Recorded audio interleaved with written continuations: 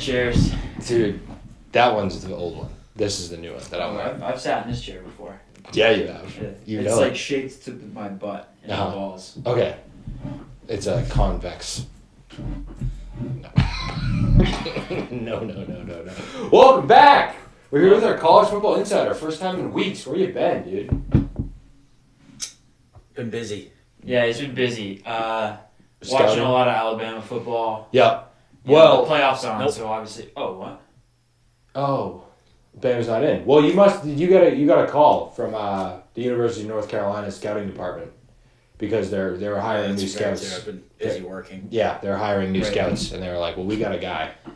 And so maybe Alabama basketball. Have you been watching that? Yeah, I went to the game versus Oklahoma a couple weeks ago. Good or bad? How'd it go? I mean, it went we won by 20, but we were up by 20 versus A&M on Saturday night, and we only won by 10. So it's gotta finish. Gotta finish. Championship basketball teams finish. Exactly. We only won by double digits instead of double digits. I don't want to hear it. A lot of college football has been on. A lot of exciting college football has been on.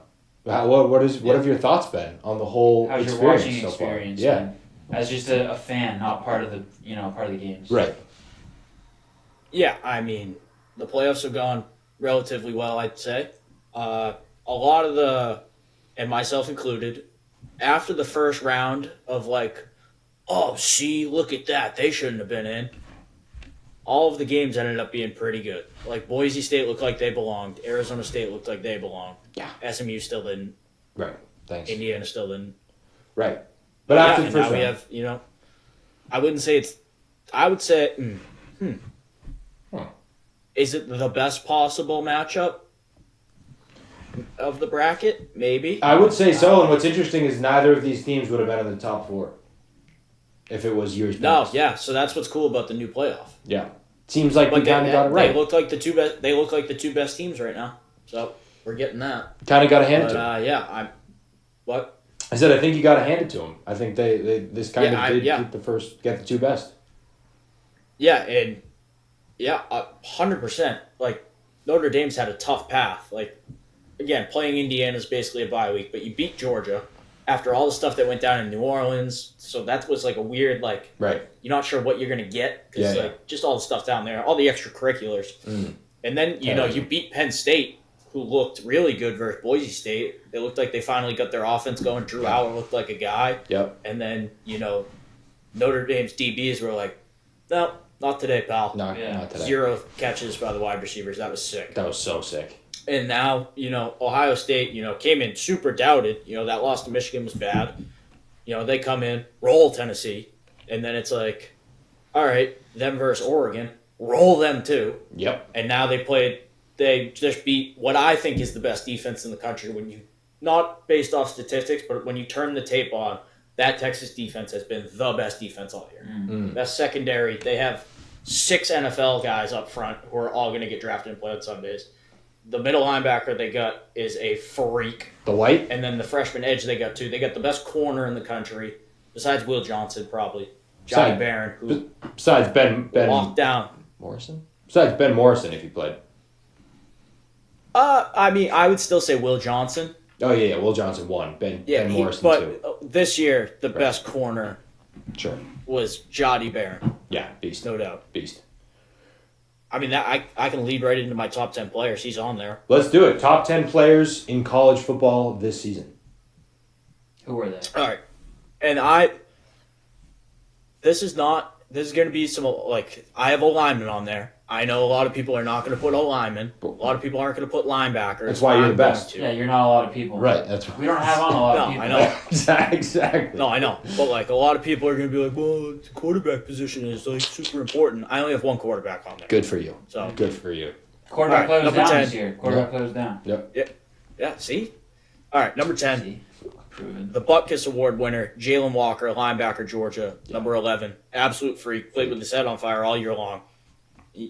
What did he have? 3 sacks versus Texas that first game. Yeah, freak. Probably had one more again in that SEC championship. Played with his hair on fire. All right. Moving along fast. Number 9, Tyler Warren, tight end, Penn State. Love the unicorn. Mm-hmm. And I know, all the kids, what about the Harold Fanning from Bowling Green?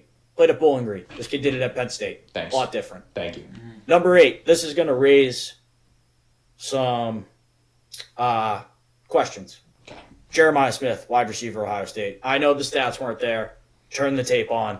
This kid's different. It's way more impressive what he did as a freshman than it is what Tet McMillan or whoever else, the 45-year-old at San Jose State, Nash.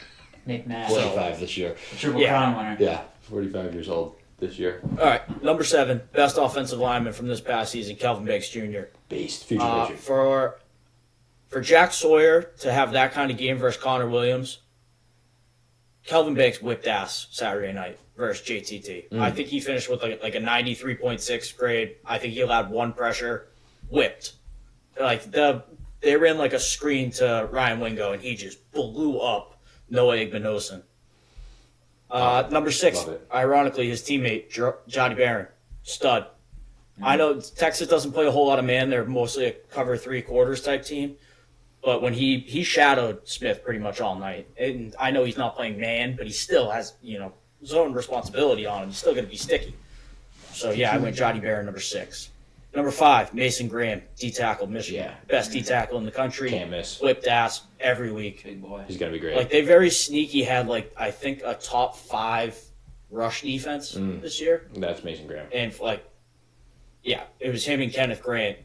And Will Johnson got hurt halfway through the year, made a couple business decisions. Right. Number 4. This is going to get people pissed off. Caleb Downs, safety, Ohio State. Best defensive player in college football this past season. Absolutely robbed of the Thorpe Award. Did you see the play he made at the goal line? 7-yard tackle for a loss? Beast. Who's making those plays? Beast. And then the next play is the Jack Sawyer strip sack touchdown. Yeah, And then the very next drive, still a little bit of hope left. Not really. I think the first play, interception, Caleb Downs, closer. Stop. So, yeah. Iced it. I'm going to go to number 1 first and then number 2. Cool. Perfect. Did you do Number 1, 3? Ashton Genty, running back, Boise State. He was the best player in college football last season. Argue a wall. Cool. Fair enough. Great. And number 2 is Travis Hunter. Good for you. He's awesome. Good for you. Great player. Good for you. Say some good stuff about him. I just felt, he was a good player. There you go. All right, so it's Genty, Hunter, Downs, the Texas corner? Sorry. I skipped. The 3 is Cam Ward. Okay, cool. I was going to say Nothing special. Just was the best quarterback, and quarterback's the most important position. Okay. How Fair. many of those players are in the SEC? Calvin Banks. 3. Okay. 3 of 10. 30%. That's 30. about 30%. That seems about right, honestly. dominance. Yeah, I think I had the most in. Big 10. No. You got at least 1, 2. Yeah, I had 4 from the Big Ten. There's the Mountain West one at number 1, kind of throws a wrench into things. Mountain West. But yeah, I like it. so It's a solid list. I like the Jeremiah Smith at 8 because you just watch that dude play and you're like, oh, okay, that's different. I think it's way more impressive what he's doing as a freshman compared to what McMillan did. Yep. And Ohio State is winning most of every single game, so they're not even throwing the ball as much as Tet McMillan is getting with Fafita down there. True. Because they're always behind. True. And Nick Nash can, Yeah. Let's just eliminate all non-Power 4 teams. Good call. They're not even fun. Well, Nick Nash is 45. Oh. So. Well, then my number 1 player wouldn't count. True. That's also. Oh, fuck. God. Ashton Genty's He's different. What a conundrum. He's different.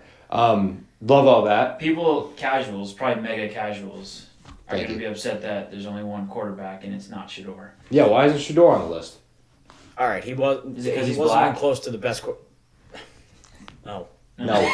No, I didn't say it. People are asking. I'm trying to ask you the questions people are going to ask. Well, Cam Ward's on there, and he's black. Proven wrong. True. Yeah, I mean, Cam Ward was the best quarterback this year. They had the number 1 offense. I think he led everybody with touchdowns. So He was awesome. I think he was very clearly better. Yeah, love that. I like that. I don't have anything to It's a say. good list. I have no complaints with that list. Me neither. I didn't even know all the players. Where would Jeremiah Love That's go? off. What, Jeremiah Love? Yeah. he's the biggest question mark in the country to me. Mm. Like, how he could be like the best running back in the country, and we'd have no idea because he catches the ball 8 times a game. Give him the ball, which I honestly think maybe not. Last year, LSU did this with Jaden Daniels, where it was like, all right, average opponent, we're not going to let him run as much.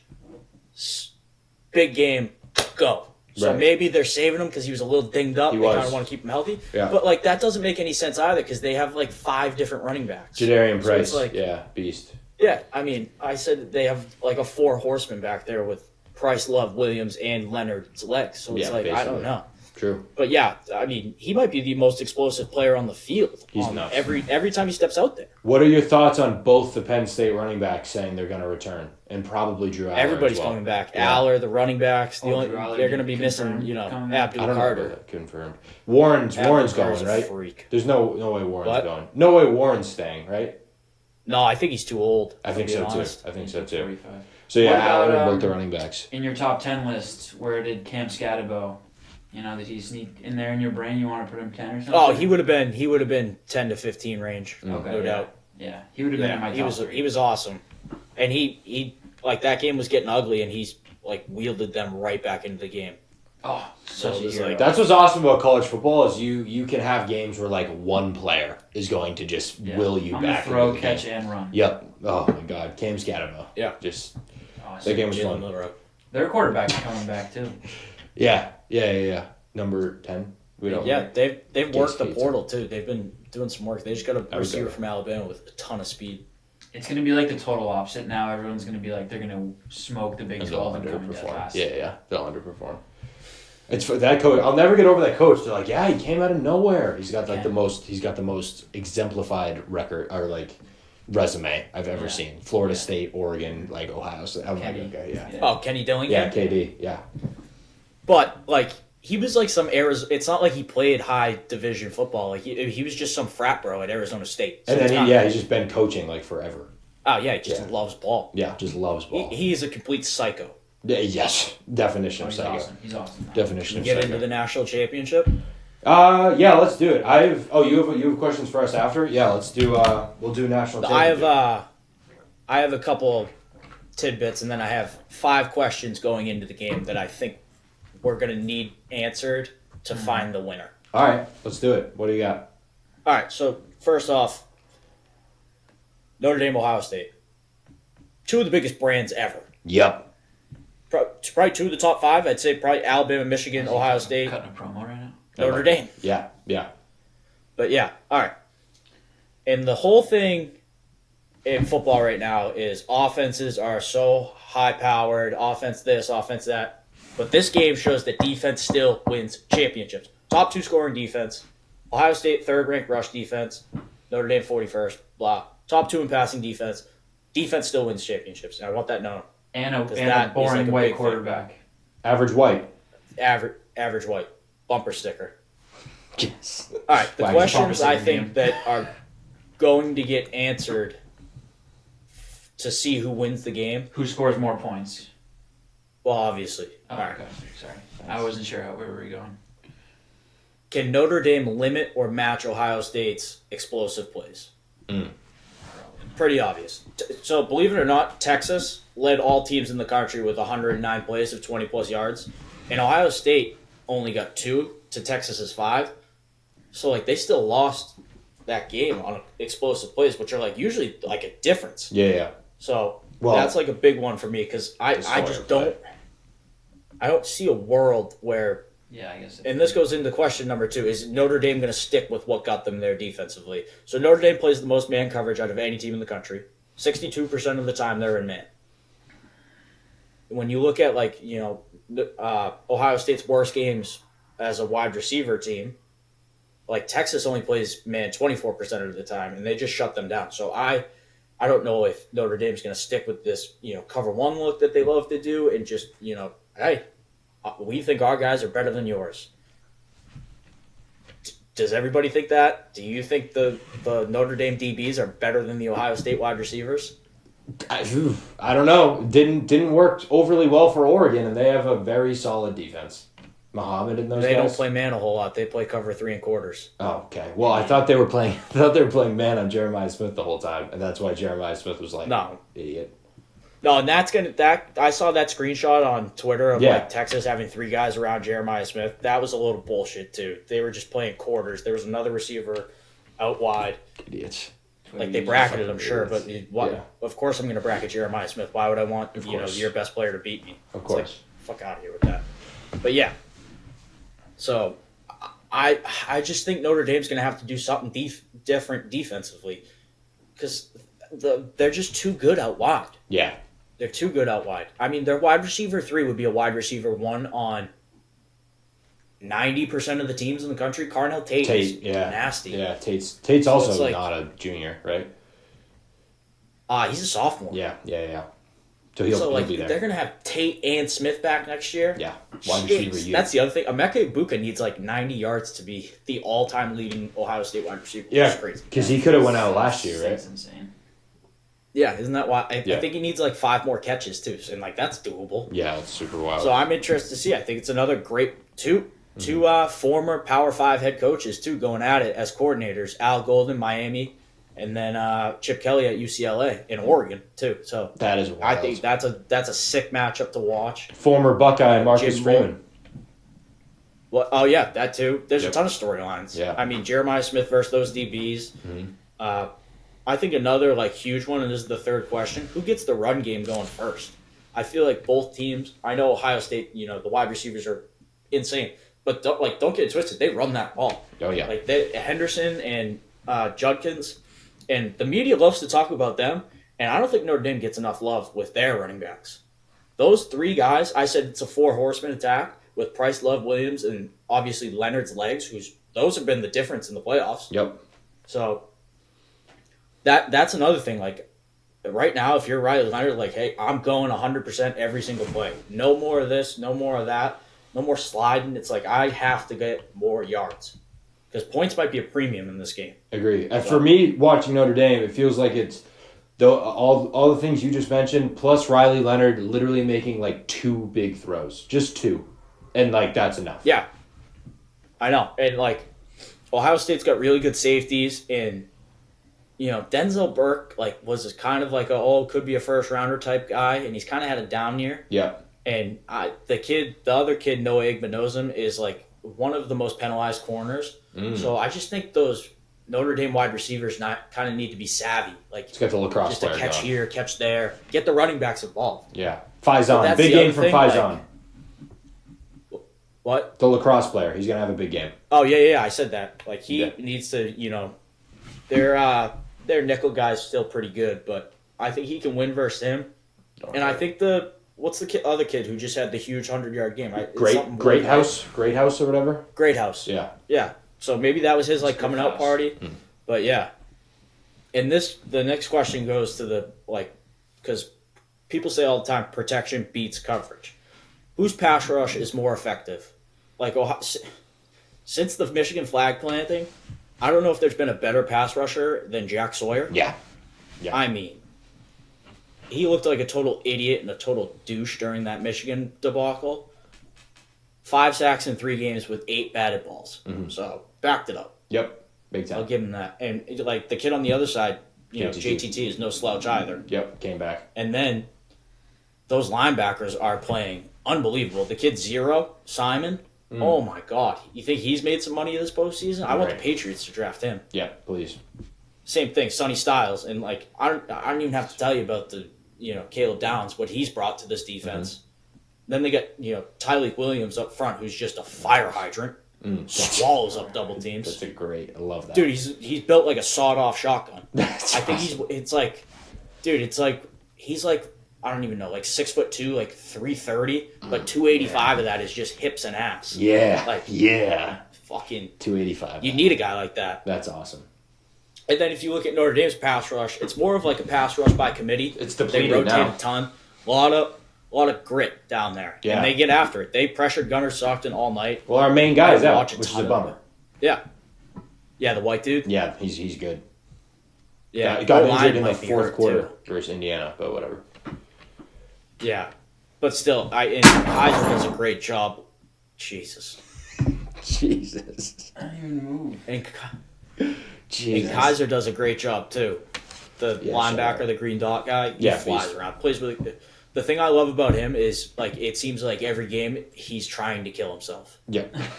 that's He the is thing I just love about it. full go, puts his body on the line no matter what. Agree. So And you need a cycle like that. Yep. Next question. My only concern with Notre Dame's defense is they're a little small up front. I mean, Penn State ran for 204 on them. Georgia didn't, though. So it's like, what are we gonna get? Are we getting the team that just got ran through like shit through a tin horn by Penn State, or are we gonna get the guys that brought the shit to an SEC team's doorstep and said, "Here we go, you're not better than us." Right. So I don't know. And then the biggest question, and I say this a ton, when you get like these heavyweight fights, who makes the last mistake? It seems like in the big games, everybody makes the last mistake is the loss. Texas versus Arizona State, Levitt's overtime interception. Notre Dame versus Penn State, Aller's late game pick. Notre Dame versus Georgia, you can either say the fumble right before halftime might have been really the last mistake. Yeah, probably. That's how clean of a football game that was, high-level football. Yep. And then Texas versus Ohio State was the strip sack on like one of the last plays. Yep. That Texas versus Ohio State game was the highest level of football I think we've seen in college football in the last 2 years. It looked like an NFL game. It looked like a national championship. That was two just elite coaching staffs battling for 60 minutes, and it looked like it was going to be more until the strip sack. So, hats off. Yeah, I know. Hats I off think to we're the in for a committee. good one. Okay. Hats off to everyone. Do you have any questions before I go into my final analysis of the game? No, that's great. I have a couple more that came to my mind, but we'll save that till after. Yeah, I have one for after that. Yeah. All right. So my final thing on this game, and I say it all the time, players win games, scheme does not. These types of games, it comes down to who has the stars, who makes the biggest plays. When Ohio State has struggled this year, it's been Michigan, this is just the offense, Michigan and Texas. Michigan has two mutant defensive tackles, Mason Graham and Kenneth Grant. And Texas has about 6 guys on their D-line that are all going to play on Sundays. When I watch Notre Dame, I don't see them having that. I think Ryan Day shuts the doubters up. Protection beats coverage. Ohio State 31, Notre Dame 17. Yeah, that's pretty solid. I've been obviously like predicting Notre Dame every game. I wouldn't take them in this game. If Notre Dame had their captain on defense, that D end who's an absolute game wrecker, I would take Notre Dame. But him being out is a massive bummer in a game like this. I would lean to agree with you. I'm still gonna be rooting for the Irish, of course, but I got the Irish by 100. Who's your dog of the week? There is no dog of the week. There's none. There's none. Last one. He said last one. Dude, the dog of the week. Lost. The dog of the week last week played good enough to win. It came down to Ohio State making one more play than Texas did. Yep. Take that to FanDuel. All right. They played good enough to win. FanDuel. Without the scoreboard. We would have been close. It would have been close. It would have been close without the scoreboard. I mean, nobody, besides the 75-yard screen pass touchdown, Ohio State earned every single yard they got that game. Yeah. Like, Texas's defense balled the fuck out. How about Chris Fowler, by the way? Just once again proving that he's the greatest play-by-play. I knew he was going to love that. Though before Travion even gets the ball, watch out. He can hit some home runs. Immediately 75-yard touchdown. Yeah, he was in his bag, and I'm sure hopefully we get like some crazy plays, some nice long touchdowns or something, or some crazy runs, because he is so much better than everybody else at calling college football. I'm going to say football, period. I agree. He's so good. Chris Fowler is it seems like every single big game, he is just always on the call, like every crazy game. Yep. Well, he's the number one team. And he just delivers every single time. Yeah, he's so good. There's something about the way, the cadence of his voice when some guy's breaking out a long run, and it's like, oh, God, he's the best. He's the best. Yeah, he has like his go-to, watch out. Just the Alabama-Georgia game this year. Like, still spinning free. Yeah, like, so good. Just he was awesome. The touchdown. He's the so good. Yeah, he's had so many good ones, like So many Ezekiel Elliott through the heart of the South. Watch out, Kenyon Drake can fly. Oh, such a good one. It's a good one, obviously, but he's had so many more than that. Like the Saquon touchdown. Yep. He's the best. He's the GOAT, Yeah. and he lives the best life of all time. College football national championship, and then fucking the tennis tournament. He the best life of all time. He does the tennis tournament. I forgot about that. Which one does he do? The French Open or something? No, he does the one on the grass. He does Wimbledon. Yeah, he does Wimbledon Sundays. No, that is right. He does do Wimbledon. That is so cool. It's Greatest like, life what? of all time. What a beast. How do you get that gig? Yeah, he's just so. Yeah, he's awesome. I would have him do anything. I would have him do hockey. No, I know. I would have him do anything. The I all bet right. you he'd rip hockey. I have a question for you. Watch out. And there's a certain opening. The Dallas Cowboys have a head coach opening. Which college coach would you say is most likely to get that job? I'm not saying one will. I don't know if they're gonna. I don't know if they're gonna hire a college coach. But if one were to in Fairyland, who's the next college coach to get an NFL job? Is basically the question. Yeah. I think it's pretty. I would say Marcus Freeman. You think the Cowboys would hire Marcus Freeman? Yeah. I don't think realistically that would ever occur. Do you think Deion Sanders would be a good NFL head coach? I don't. I'm just wondering what you think on the matter. Matt would love it. I would love it. Matt would love it. Eat it up. Yeah. They would be awful. Yeah, they'd be terrible. What have they done Matt at would literally Colorado? say they're going to make the playoffs. What have they done in Colorado? Colorado's the hands down worst program in the country, and within 2 years they're in a bowl game. Yeah, but it's completely different in college now with the transfer portal. There's so many more players in there. That's not. It's not. It's close to free agency, but it's not. Okay, I mean the Cowboys have a very decent roster, I would say. They have a couple I wouldn't say good he's a better pieces. head coach than Mike McCarthy. You wouldn't say he is? Oh, Mike McCarthy's got a Super Bowl. Yeah. Yeah. I don't know. I'm Like, what are we even talking about? Deion Sanders lost. What did he go 4-10 last year? Okay, yeah, at Colorado in his first year. What about Sark? You mentioned Sark to the Cowboys. I know. I don't know. Because he's still like kind of like that asshole. Like he flips out all the time on the sidelines. Yeah. I don't know if that would fly. He was a OC in the NFL, got fired. Yeah, Raiders. He kind of revived his career at Alabama. Yeah. He needs more time. I would to say drink and drive I in think the Marcus SEC. Freeman. I think Marcus Freeman, what he's done at Notre Dame, is That'd be more great. impressive than what Deion's done there. I mean, that wouldn't be great. But the Bears, I believe, are interviewing him. Marcus Freeman? Because I don't think Marcus Freeman gets another job until Ohio State opens up. I just don't think he would leave. Yeah, I don't think he has would. it. Yeah. Notre Dame has it unbelievable right now. Also, They're getting what, $40 million for making the I was gonna say, yeah. championship? And they don't have Yeah. they don't have to give any Yeah. of that to a conference. So awesome. forgot Your about conference that, wins. yeah. It just all goes to Notre They Dame. have to split it between like And who that- were the non-conference? that's the- Navy and UConn. Yeah. And James something like that. Franklin is a loser. Did you hear that comment? I feel like everybody should have to play in a conference championship. Dude, they then lost you get- that game in you that get- press conference. I swear to God. Oh my Xavier God. Watts said Oh, after the look how game, he was good like, his dude, he was hairline is. pissed.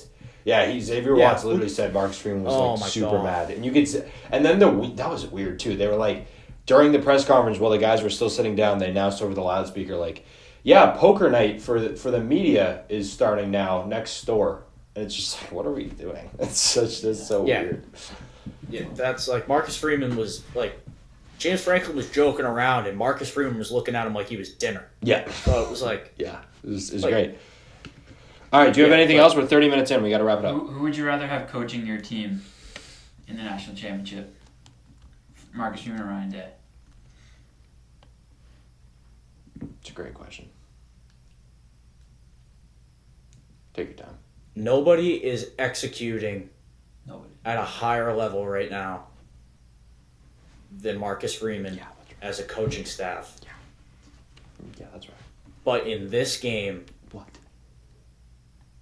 given his coaching experience in big games, Big game Ryan Day. They call him.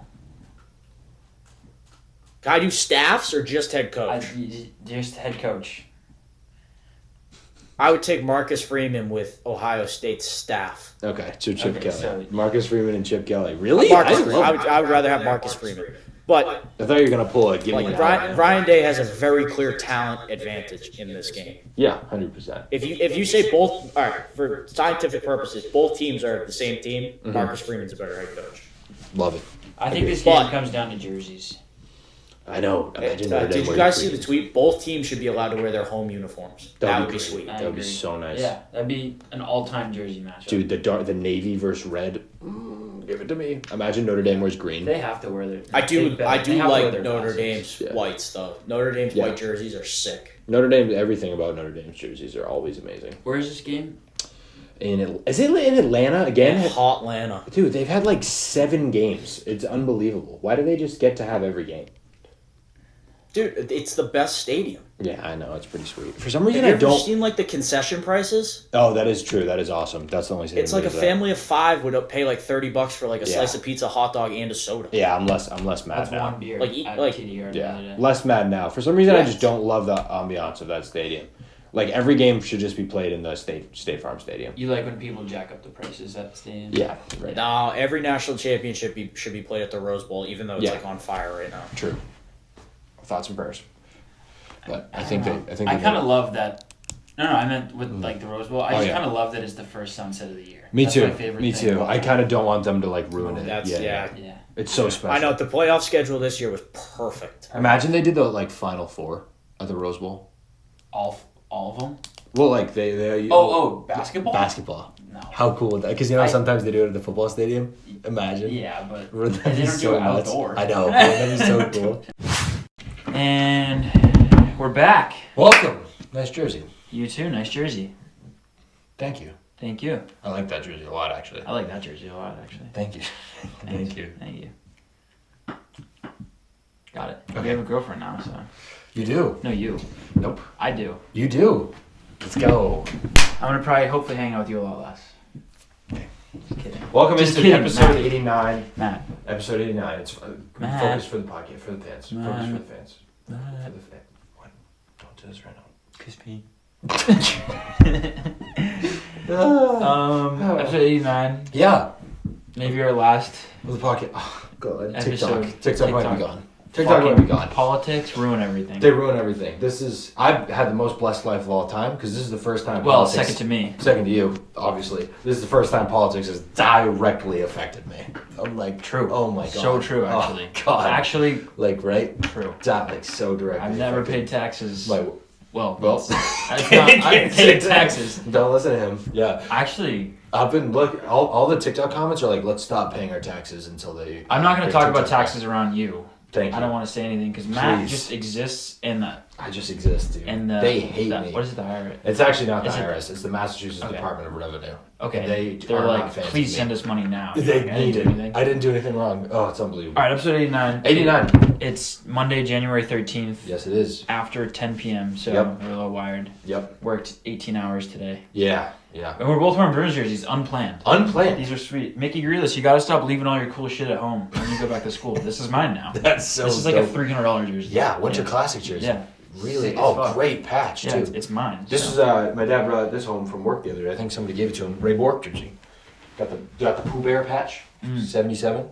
He was originally number 7, and Was then it Ray's jersey? Raymond's? Raymond Bork. Yep. And then he retired it. It was very cool because Phil Esposito, one of the greatest Bruins players of all time, wore number 7. And then one day, like pregame, Ray just walked up and like took his jersey off while Phil was there, and they just raised it to the rafters. Ray was wearing the 77 underneath. Ah, Yeah, that's it's pretty really sick. cool. That is And pretty then- sick. Yeah.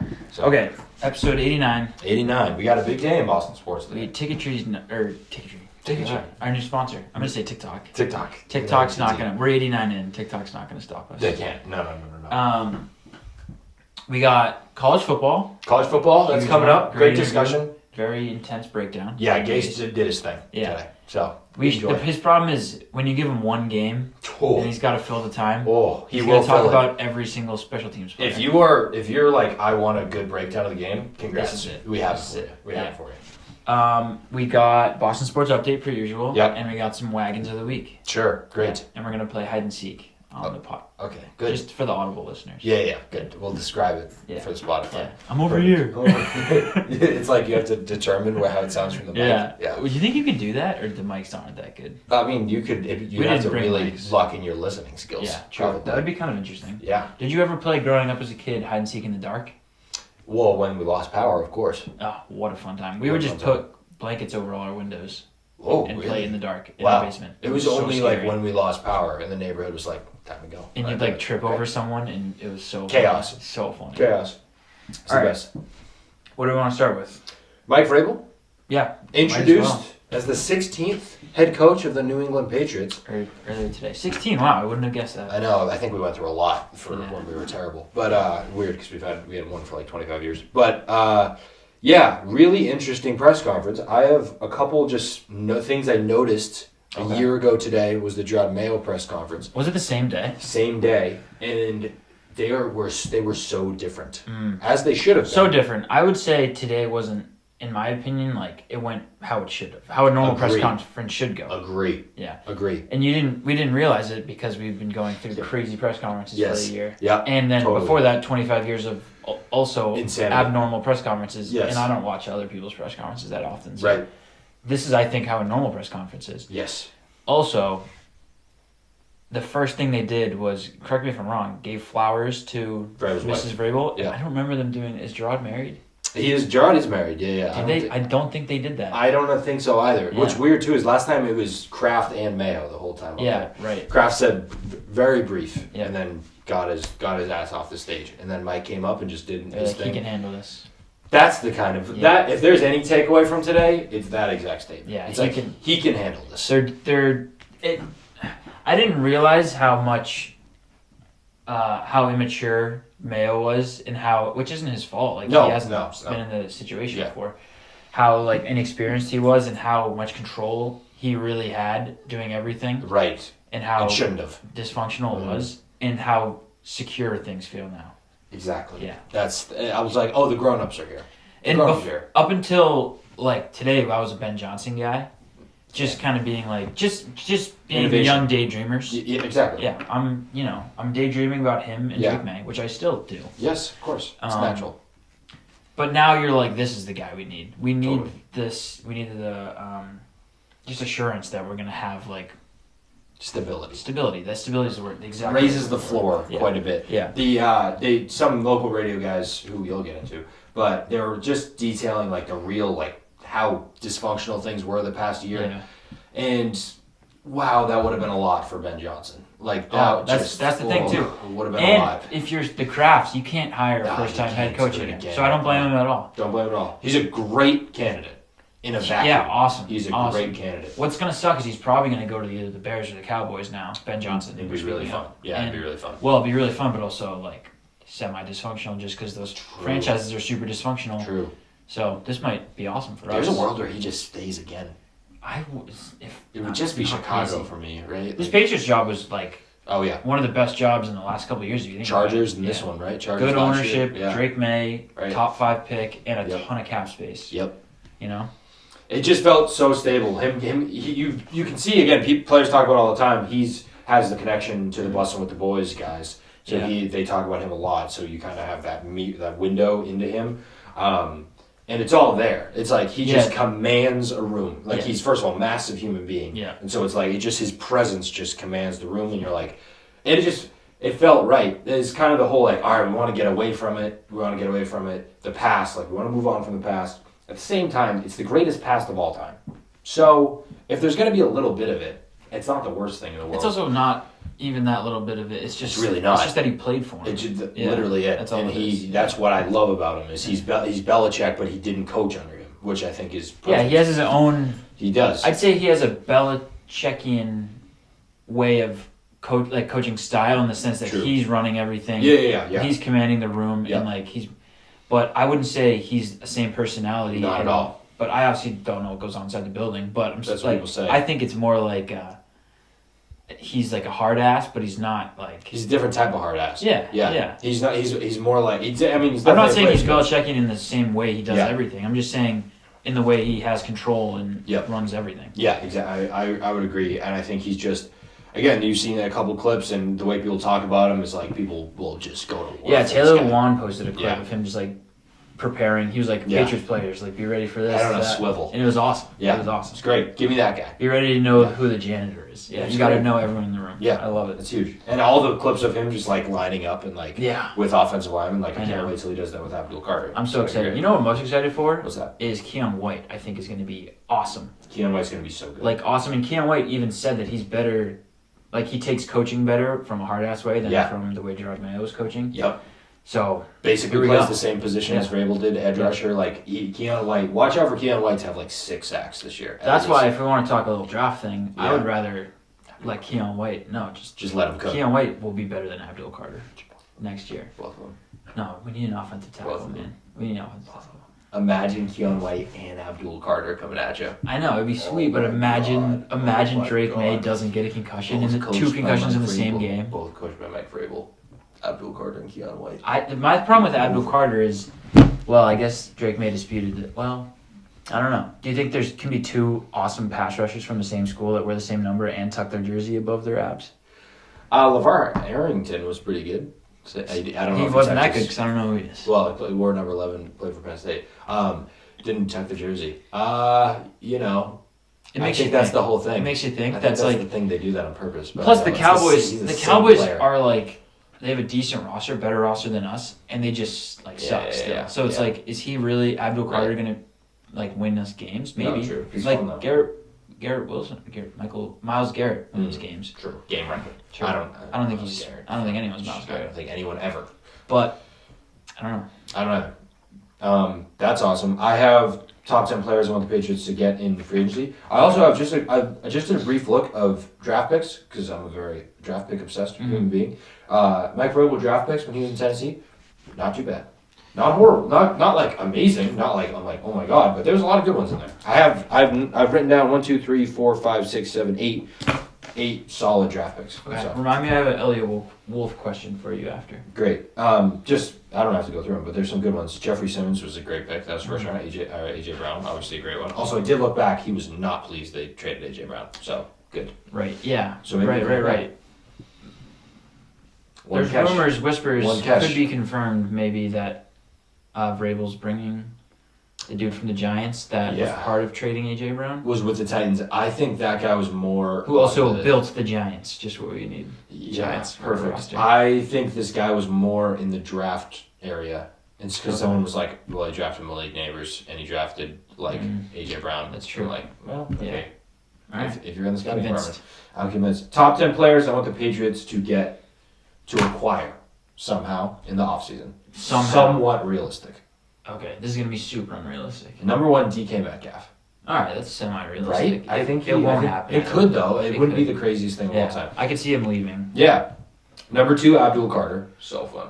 Okay. Number 3, Calvin Banks. He's so good. He's so good. Number 4, Tyler Warren. I'm just entranced by him. Yeah, he's awesome. I'm entranced. Number 5, T. Higgins. He's just really good. Number 6, Ashton Genty. We just run it back with a really good running back with Mike Vrabel. Drake May, get ready to learn 50 handoffs a game. Yeah. Perfect. Number 7, Will Campbell. He's got some aura for an offensive lineman. Calvin Banks, I think, is definitely better. Yeah. But number 8, Travis Hunter. I just had to put him somewhere, right? Yeah. Like he's within the. I mean, he's good. I don't really want him particularly, but I guess. Oh, really? You're out now. I've almost just like completely. I just don't think we're gonna get him, but we totally could get him. That's right where he's projected to go. I know. I don't know. We need a wide receiver. He's a wide receiver. We need cornerback depth. Yeah, I don't know. I don't know why I completely just like cycled him out of my brain. I'll have to. He just doesn't feel. You were out on him winning Heisman. He feels like a guy I root for who plays for the Cowboys. You know? Okay. Like I just want to go watch him on the Cowboys. Like he's like a CeeDee Lamb, honestly. Like a really awesome player that is not going to contribute to winning, but I get to watch him. Oh, okay. He's not a winner, you're saying. I don't know. Number 9, AJ Brown. Yeah. One catch. I do think if you read a book on Mike Vrabel's sideline, he will take the book and eat it, probably. Yeah. That's probably That's not allowed. How he learns how to read. It's probably not allowed. 10, Mason Graham. the freak D lineman. I think Mason Graham's probably the Okay, that'd be a hell of a draft. Joe Alt, all of them. That'd be a hell of a draft. Somehow got 8 of the top 10 Give me guys. Scatterbo in the 3rd. Scatterbo, good one. Need Scatterbo in the 3rd. He is a crazy person. Insane. That's what I want. Crazy He person. will run through a wall. Scatterbo and Vrabel. Wow. Would be awesome. That sideline. Yeah. I think, imagine the first mic'd up practice with Vrabel. Oh. I know, it's going to be sweet. I'm so excited. Those are the guys I want. Yeah. I love the Scatterbo call, though. I love the Scatterbo call. He's just a pass catcher, too. Pass catcher, too. Genty's Quarterback. Yeah, true. Quarterback. True. All right, my Elliott Wolf question, Patriots question, is now that Vrabel's going to have an influence on kind of the operations of the team, like drafting and free agency, all that, Elliott Wolf seems to just kind of be like the Crafts guy to spy on You Vrabel. think this gives you power over me. How do you feel about that? I don't love that. Yeah, it's weird. Yeah. I don't know, but it seems as though... in the press conference, he was all like, me and Elliott. Exactly. So I got a feeling that, maybe Elliott Wolf just isn't that alpha of a personality. No, look at him. That's what I mean. Yeah. So maybe he's like, if he didn't out alpha Mayo. That's what I mean. Yeah. So maybe he's like, yeah, cool, sounds good. Okay. I don't know. That's what I'm kind of hoping. I know, but then he's like in meetings, you don't think he'll have the Crafts will be like, you gotta spend this money or not this money. Here's the thing. I think now, I think what some of the local guys have said is like, Elliott can just go to the Crafts and be like, dude, I gave him this great roster. He just sucks at coaching. You know what I mean, or whatever. Mm-hmm. And it's like, oh, okay, we'll fire Mayo and keep you because he's got the owner's ear. Like during the games, they often sit together, kind of that whole vibe. I don't think you're gonna be able to do that with Mike Vrabel. So I think he kind of knows that. My problem with Elliott Wolf and the way the Crafts have talked about Elliott Wolf, they keep saying, well, last draft his grading system wasn't implemented. Yeah. I don't care. The Lad McConkey thing, I just don't. He's the best receiver on the best college team. Yeah. What grading system is not going to tell you that he's better than Jalen Polk? You know what I mean? I just don't. It's like, well, his grading system wasn't implemented. It's like I drove into a wall, and it's like, well, I didn't have the best tires, and it's like, well, your eyes were open. I don't know. Like, what are we doing? I didn't get that. I don't know if track in my brain. I don't know if it quite worked. Now, I was a little confused while you were talking / not listening. Okay. And whatever you said there with the tires and the eyes and thing, lost. I just don't think it's. I don't think it correlates. They said. I don't think whatever you said correlates either. That's fair. That's fair. I just mean those two things don't correlate. What two things? Him not having his grading system implemented and the draft being bad. Because you had such obvious choices. Yeah. Like what? Oh, okay. I don't think it was that obvious of a choice. The Lad McConkey over Jalen Polk? Yeah, I mean, they were not first round picks. It's not like I feel like in the NFL draft, that stuff happens all the time. AJ Brown, we let AJ Brown stuff. Yeah, but I just mean I feel like in the NFL draft it's the top couple guys are guaranteed to be really good or they're just a weird bust. Yeah. After that, it's there's a lot of good guys, late first round, second round talent, and then it's you just gotta kind of guess. Yeah, but again, I don't think it was a guess because he's on Georgia. He's the best receiver on Georgia. No, I'm saying it's not, but I'm saying I think coming out of college, Jalen Polk and Lad McConkey were around the same level. I think we've overreacted a little bit too much to this. No, I agree, best receiver on the best team, but Jalen Polk was on a top team, a top 3 team, and he was awesome. Plug and play. And he was awesome, and he was a veteran player almost. Yeah, Vrabel's gonna kill him. Yeah, maybe he'll be awesome. If he's awesome next year, then you'd be how did people not trade up higher for him? If he's awesome, if he's awesome, that's great. But that was the thing I was right about. So I'll always talk about it forever. Oh, okay. In the moment, I was we shouldn't have done that. Oh, okay. Yeah. I don't remember you being that adamant about it. I wasn't that adamant because I enjoy Jalen Polk, but I was. So you whispered it, and when it came true, then you started yelling. Lad, though. I was because Lad's going to be really good. Yeah. Well, I was just hoping our other guy would also be good. I thought we got 2 good guys for the price of 1 good guy. That's what I thought happened. Me as well. We let go 1 probably great guy and got 0 good guys. So I was like, all right. Lad's putting up crazy numbers. I don't know, man. Would you have said the same stuff when Quentin Johnston got drafted? Ahead of all those other guys? I don't know. No, probably not. I don't know. I'm trying to think of those wide receivers. I don't know if they were that obvious. I just think the Lad McConkey thing was so obvious. All right. I thought it was if he was that good, why wasn't he a first round pick? I mean, he should have been. He was top. He was. I love this. You're telling all the GMs it was so easy. His GMs are so stupid. That's the thing. This is so easy. Why didn't they draft Tom Brady in the first 5 rounds?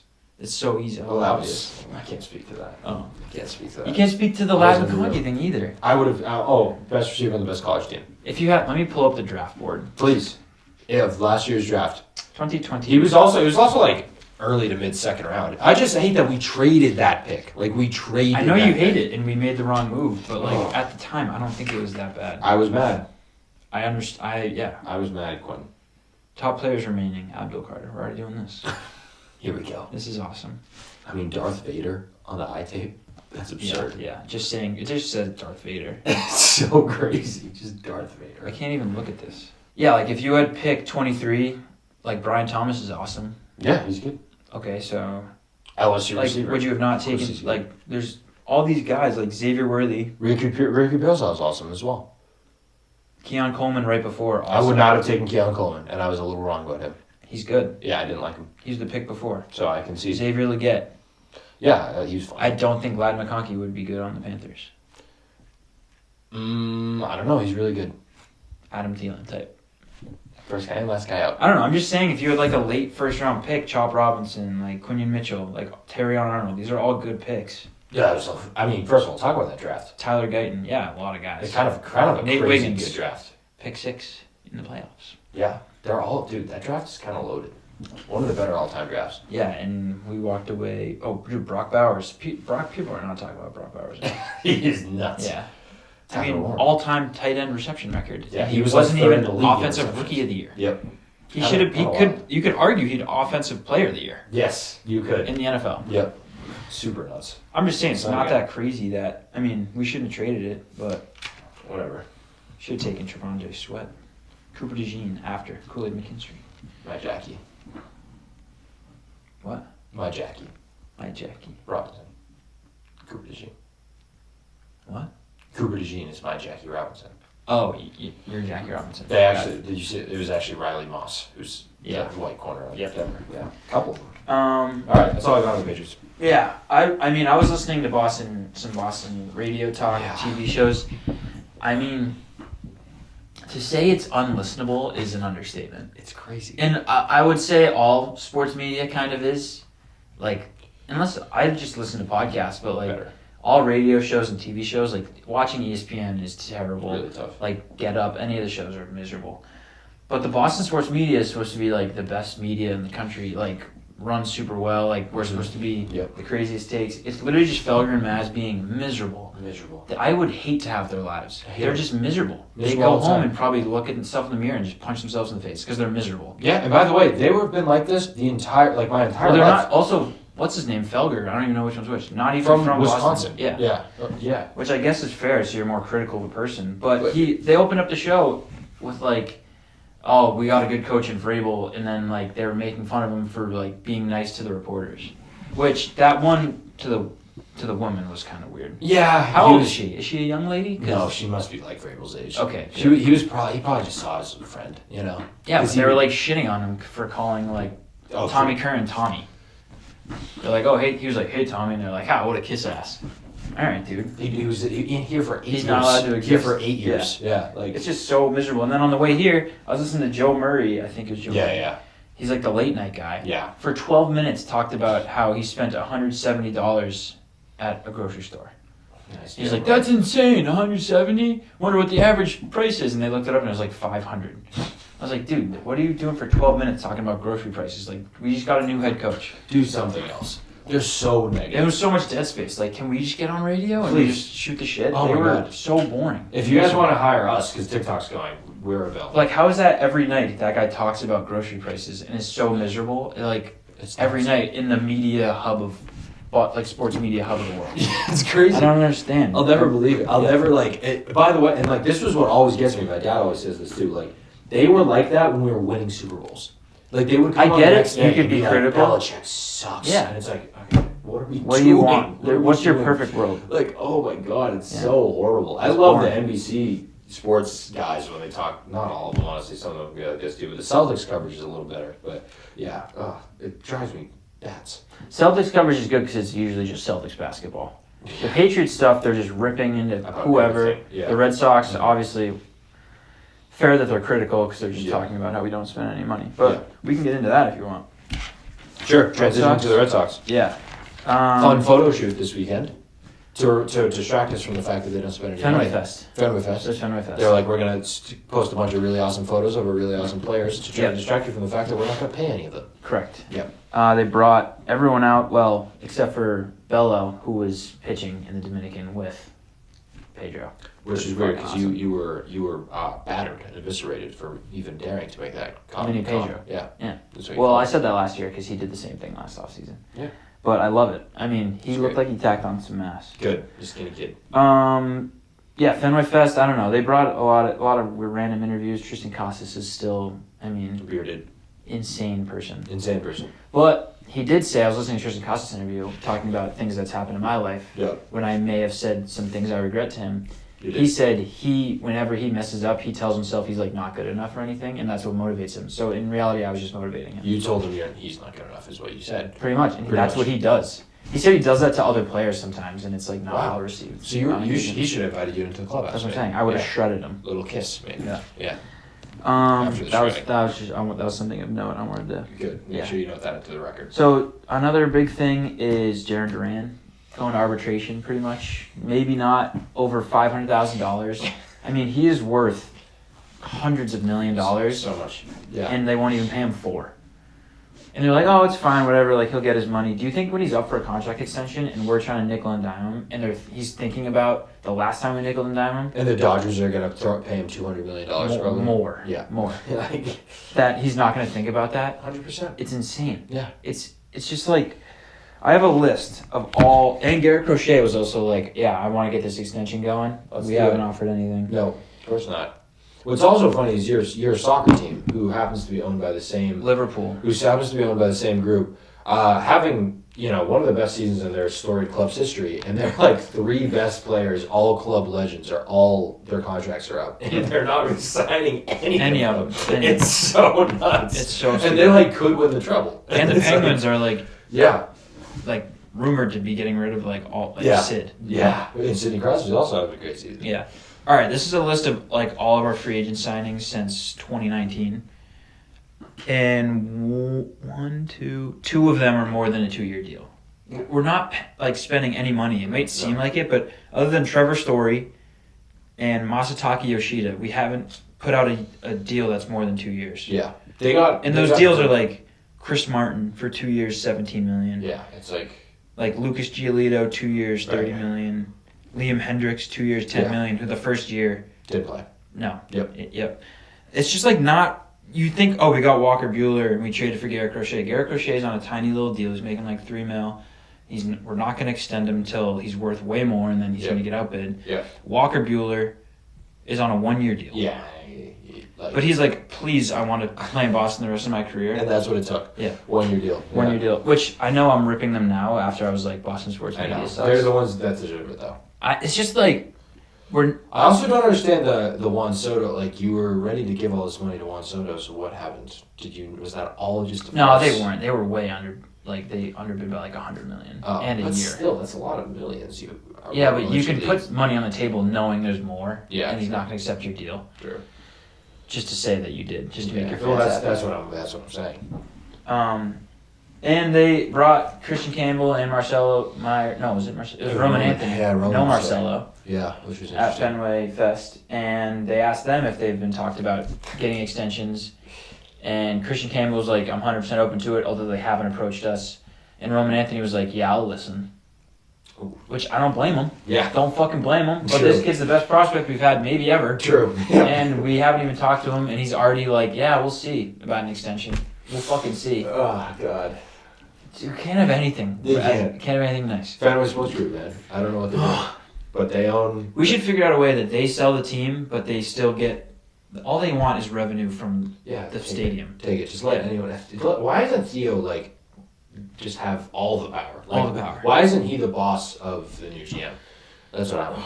Good thing they have Boston Common Golf to think about. True. That's Dude, after we traded Mookie, we signed 1 year Kevin Pillar, 1 year Colin McCaw for $600,000, 1 year of Hunter Renfroe.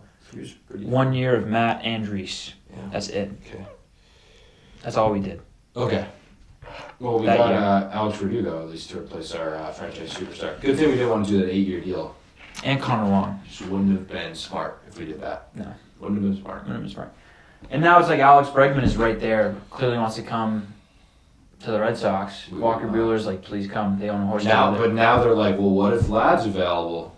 It doesn't matter. It's just nonsense. It's pure nonsense. They won't spend money on him. Mm-hmm. The Bregman stuff it would be the best way to show that you spend money. I understand it'd be taking up a spot and possibly money for one of the young guys, but like we can figure it out. We'll figure it out after. Yep. Just pay a little money. He's a leader. Put him at second base. We'll figure it the fuck out. That's what Cora said. Oh, so aggravating. Yeah.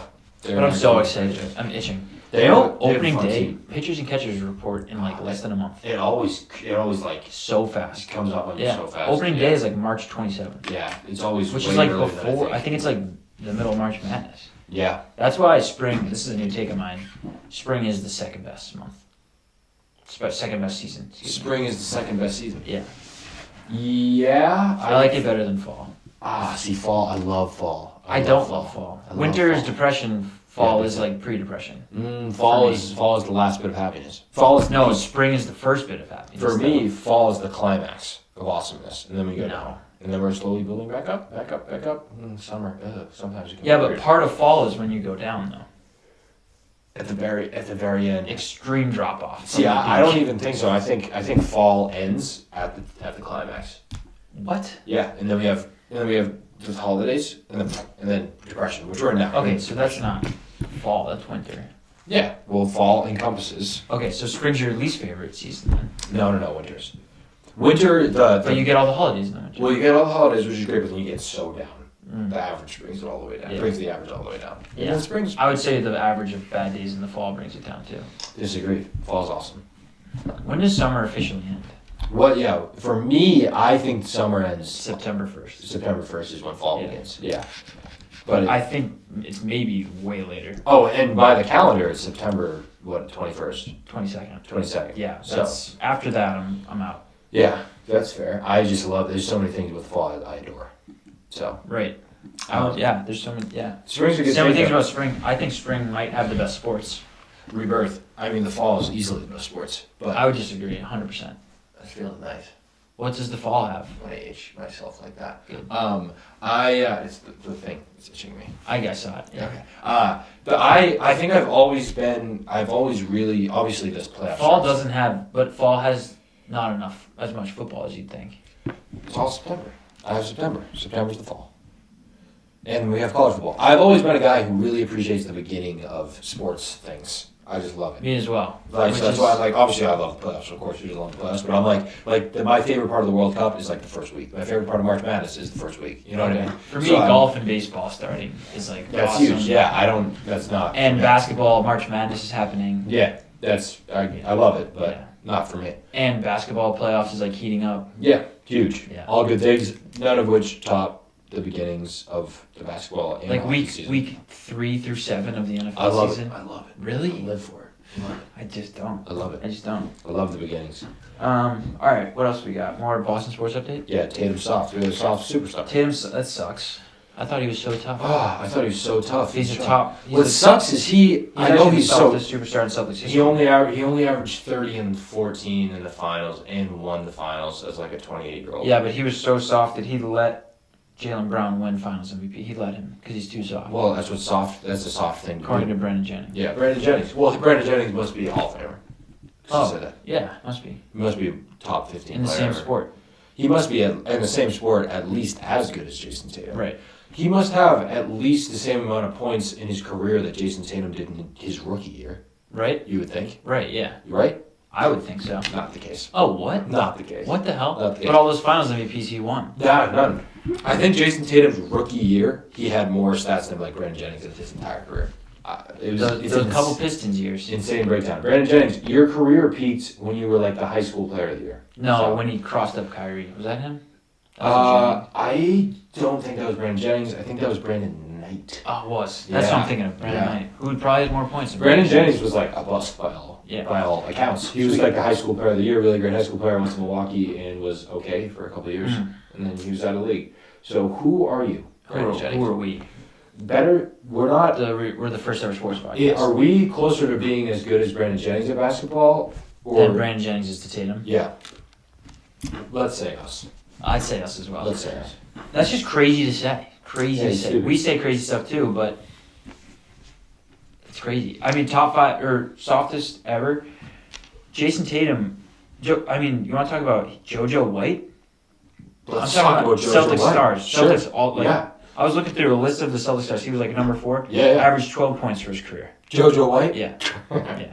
One of the all-time greats, they said. 12, 2, and 2. Hall of Fame. They say one of the all-time greats. And he's 6'3". Would you say he's tougher than Jayson Tatum? Why is JoJo White's hair catching a stray? I looked up Boston Celtics superstars. Okay. He was the 3rd one. Great. Because he said he was the softest superstar in Celtics history. So I looked up who, here, let's go to Bob Cousy. That's just who I'm looking at. Just grit. Just straight grit. Bob Cousy. It's tough to 15 points. Yeah, Cousy. Yeah, 6. I mean, yeah. And he had 180 Soft is personal insane. fouls. Soft is insane. He's also. Can we talk about Soft? Is there any player that has been more available than Jayson Tatum in the last 5 years? I'm trying to think of that guy that played 83 games last year. Oh, Mikal. Yeah. It's probably Mikal Bridges, yeah. And but superstars, top 10 guys in the league.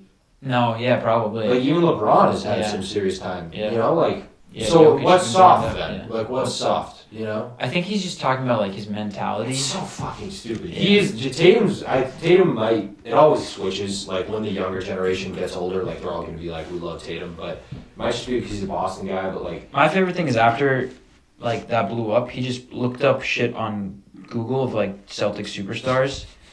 This just says there's no context. It says Isaiah Thomas 24 points per game, Larry Bird 24, Kyrie Irving 24, and then Tatum's 19.5 behind Antoine Walker. It doesn't have any context. I don't know what it is. Okay, his playoff stats? I don't know what that is. Which that can't be true. No, it can't be true. What is 19.5? He has the most playoff points under 27 years old ever. So.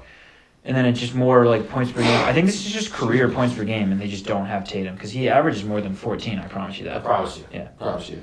It's just random, looked up random things. Top 10 best players of all time, Boston Celtics. No, it's just a random list. Brandon Jennings, go find something to do. Yeah. Go find something to do. This could have been before Tatum was even in the league. Go find something to do. All right, that's enough of that. They're 28-11. I went to the game on Friday. And the sky's falling. Sky's falling. The sky is falling. In 28-11, everyone's like, we're terrible. Oh, right. Sky's falling. Yeah. We're second in the East. Yeah. I love that Missoula pressure. Probably my favorite. When he's like, yes. That one and part I of think me the is same one. lately been looking at them and being like, is he a little? Two. Is he losing it a little? Oh, okay. I don't think he is. I'm just saying him as a person. I'm worried about him. Yeah. I don't care about the Celtics. I'm saying you act that's just not how people respond in a conversation. Yeah. I think the team's fine. I'd like to walk by him on the street and ask him a couple questions, just see if he's all right. Yeah. As a person, yeah, gauge my how's your day? If he's just day's not over. I have yet to conquer the fighting type. Yeah. It's you can just go get food at a grocery store. You can just talk like a normal person. Sometimes. Everything's fine. I love what you've done. Actually, I love it. Thank you. I think we just need to find some rhythm. That's all it is. That's all I'm really worried about. I'm not worried at all. I just feel like there hasn't been consistency in the last couple of weeks. I'd love it if we could just cruise, not even cruise, just that's the thing. Find our brand of basketball. It's such a defending champion thing. It is, yeah, it is. Lose a bunch of games, and all of a sudden we're the 3 seed and whatever. All right, Bruins stuff. Bruins. It's been another bunch of drama.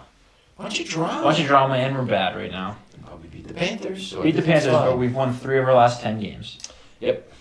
According to the stats. That's where all the drama According to the stats and percentages. Yep. And somebody said and the drama, Pasternak and Marchand hate each other, which is so interesting because you never get those type of reports in hockey. Right. So it was and then they covered it up in the best possible way any sports fan ever. Because it's hockey. It's oh my god. They're like, are you, dude? Marchand, did you watch that video? Whole thing, Marchand was literally this guy doesn't deserve a fucking job. I hope he eats a bag of sand or something. I'm gonna pound his head in. Yep. It was awesome. Yeah, awesome. blatant lies. Yeah. He was like, I don't know why this guy has a platform. I was like, okay, cool. And then they go out and beat the Panthers, so everything's fine. Fire down Sweeney Chance, running from the Garden. He is, he's... We got our jerseys on. We're trying to rally the troops. Let's go. We didn't actually plan this. Whoa, we didn't plan it. I don't know, it's tough. There's... the thing with Don Sweeney is, like, people keep just posting on Twitter just all the things that we've done in the last, 10 years, and it's remarkable how good of a core we've had with all the bad decisions, and how the core has just been dwindling as people get old. You know what I mean? And so all the bad decisions are starting to catch up. Would you have said the past 10 years in general have been unsuccessful for the Bruins? Yeah. So 2015 to now. Yeah. Even 2013 to now. Yeah, we didn't win a cup. That's all we're judging it just because we're the city champions. The thing is, we have playoff success and we've been a winning organization. I know that's not enough. I'm just saying everyone's acting like we're fucking terrible. We're still in the playoffs, right? Every time. I mean, I think in the last 10 years, I think we missed the playoffs only once, even if only once. And we broke the all-time win record. Yeah, but that's the thing. It's hockey's so you gotta win one, man. You gotta win it. Is there actually something to this? The President's Cup? Is it President's Cup? Yeah. The curse of that thing? Oh, because the Lightning are one of the best built teams in hockey, right? Yeah. And they're terrible right now. Yeah, well they won it last year, right? No, the Panthers won it last year. Oh. Yeah. The Lightning have not been as good the last couple of years, but they're still very well built. The Panthers the Panthers are the gold standard. Yeah. They're like the Nuggets. Yeah. You know, they're gold standard. That's when we played them. I don't know how we'd ever beat this team. But yeah, back to your point, I do think it's a failure because if you look at the core we've had, it's the Bergeron years, the Char years, the Marchand years, the Pastrnak years. I don't know how David Pastrnak's never won a Stanley Cup. It's absurd. Right. So, yeah. But whatever. Alex Ovechkin's about to break the all-time goals record, and he's probably up there with my least favorite players in sports. So that's nice. Good for him. I kind of like him. Longevity in hockey is it's impressive. I mean, again, that's the talk about longevity. Him and Sidney came in 1 and 2, and are just still insane. Awesome. That's appreciated. We called up Vinny Lettieri. Really? Don't know who that is. What is Poitras doing? He scored 19 goals for Providence. Why is he on the team? Well, this guy's a 29-year-old rookie. So 29, okay. Good. He's going to be awesome. Good. Poitras is 19. Well, 29's better. 29's more. That's good. But we beat the Panthers, so great. It is nice to beat the Panthers. We got the Lightning. I turned it off when they let up that goal with 1 point. But I was actually looking at, give me a second here, the standings. Yeah, we're right there. And it's just if we, what is this, the halfway point maybe? Yeah, around there.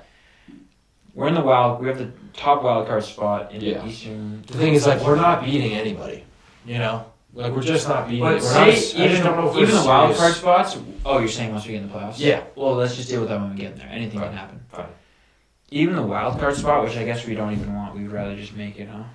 Yeah, I also think there's a lot of discussion over if we should be buyers or sellers at the deadline. Well, the Maple Leafs, the Panthers, and the Lightning are going to be tough to crack. Yeah. Going to be tough to crack. Yeah. But it's us, the Blue Jackets. All-time run. Yeah. In the West.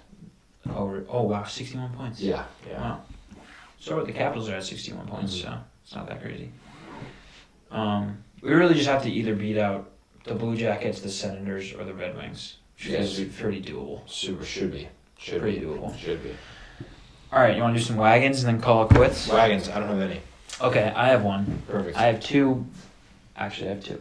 Great. This one's for you, Rick Pitino. Rick Pitino, the coach of St. John's. His New Year's resolution was to stop drinking, and it only lasted 3 days because he was too stressed from St. John's. Yeah, Rick Pitino. Yeah. He's the last of a That's a wagon awesome move. generation. Being fuck, I need a beer. I need a beer. I need a fucking beer. Yeah, wagon. My wagon is the Grambling Tigers. Okay. College basketball. Nice. I've been trying to start following some mid-majors and just more college basketball, so I'm mentally prepared. Nice. UC San Diego was on my wagon list. I don't know why. I didn't write any notes. Sports, maybe. No, that's Santa Barbara. yeah. Sorry. I don't have any notes, but Grambling. Oh wait. No, Bradley. Excuse me. Bradley Braves are my wagon. The Bradley Braves. The Bradley Braves. They're usually a 15 seed. They're 4-0 in Missouri Valley. They're America's top three-point shooting team. Number 1 top three-point shooting team. 43% from deep. Okay. And they're led by their point guard, shortest in the country, Duke Dean, he's 5'8". Duke Dean? Yeah. I love him already. Pound for pound, he averages 15.1 points per game, 4 assists, so he's like pound for pound best player in the world. Yeah. 42% from 3. Wagon. Yeah. Wagon. Duke Dean and the Bradley Braves. Come March. They will be winning a couple games in my bracket. Yeah. I just want to start throwing names at people. Love that. Write that down now. I'll give you like 5 or 6 by March. We'll have a sick bracket. Yeah. UC San Diego as well. Okay, cool. I don't know why. I just wrote that. Great. Oh, I have some quick golf stuff. Please. TGL. TGL was weird. Yeah, it's on right now, Tuesday nights. Oh, I liked it because it's just like more golf, but like they're expecting there to be like fun banter between the players. Like golfers don't do that. Golfers are dorks. Yeah. And they're expecting it to be like high energy. I could see it being fun for a bit. After like 3 weeks, it's gonna be boring. They're just hitting into a screen. My favorite thing about golf is not hitting into a screen and like seeing where my ball lands and being in nature.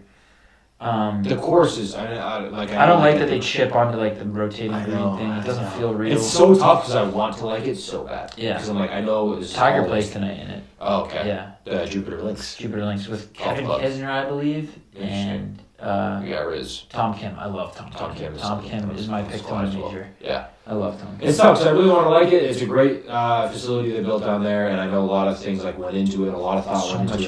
So much money. I don't think it'll be a sustainable thing. I just don't think so. I think the point that you make, like one of the greatest things about golf is the nature and is the course, like the real course. I know they have a bunch of courses on the screen, but like the real course, it's a character in the event. Yeah. Is the course. And it honestly felt like things were happening too quick.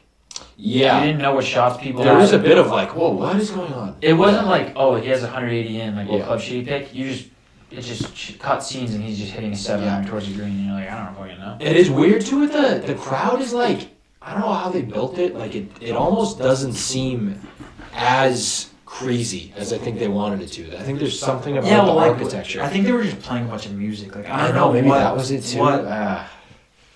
What the fans are supposed to get excited for, like constant screen, Yeah. Other than like a cool putt, like what's his name had a long putt. Putt would be cool. The PIP results also came out, which I think this is the last year they're doing it. It's player impact points or something. Okay. It's basically like rewarding PGA Tour guys for being influential on social media and stuff. Okay. And Tiger won again. After the year Scottie Scheffler had, got arrested, won the Masters, won the Olympics, won the Players. Yeah. I mean, Tiger Woods is just insane. Well, he played like 3 or 4. Did he finish any of those? 2, I think. Yeah. Nuts. Or missed the cut in 3, like made the cut in 1 or 2. He's just Tiger runs everywhere. He's insane. It's absurd. I'll be interested. Is our squad playing tonight? No. They play next Tuesday. We have to wait for Hideki to get back. Yeah, Hideki. What's their team? It's Hideki. Rory, Hideki, and the captain. Keegan. Captain Keegan. And we have someone else too. I think every team's 4. Oh, really? Yeah. I forget who our 4th guy was. No, I don't know. I only know those 3. Oh, it's Adam Scott. That's right. Yeah. That's right. Hold that. Me and Tristan the other night, my friend Tristan, went and grabbed a beer. Wagon golf analyst. True. Went and grabbed a beer in Southie and just named as many golfers as we could for like an hour. There's nothing better than crazy. There's nothing better than that. Dude, Kiradek, Appy Barnrat. South American. No idea. No. It's the best. Yeah. There's nothing better than just doing what you exactly described. So much fun. So nice. If you're feeling down, just sit with a buddy, grab a point, and do that. And name as many random athletes as you can. And with that, we say thank you for listening. We'll see you in 2026. We're not going to record another episode for the rest of the year. If any Boston sports media wants to put us on the radio every day, could you imagine? I couldn't do it. Every day. We would probably start talking about grocery shopping. There's nothing to talk about. Probably start talking about grocery shopping. You know how much we spend on grocery shopping? That would be us every 3 days.